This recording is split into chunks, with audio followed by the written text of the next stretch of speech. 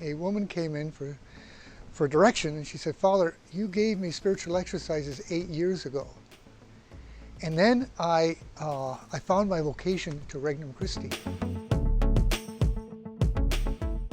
My name is Father Peter Hopkins. I grew up in Syracuse, New York area, Casanova, but no one's ever heard of that.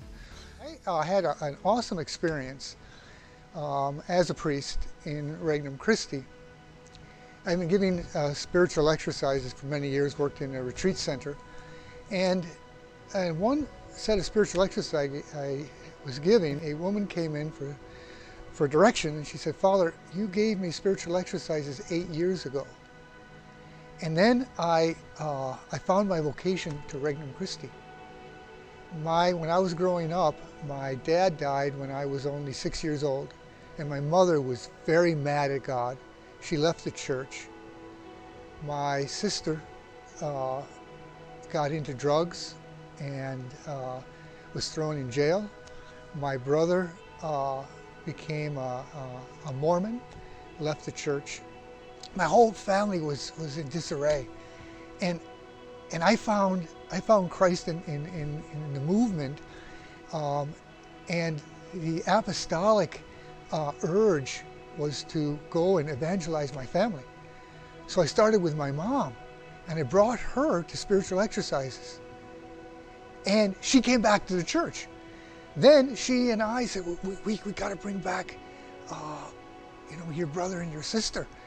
And so when my sister got out of jail, my mom and we invited her to come to retreat and get involved in Regnum Christi. And she's back in the church.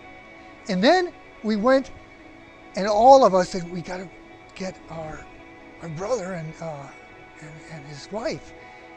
And they're both back in the church now. And now I wanted to come and tell you what Regnum Christi has done for my family.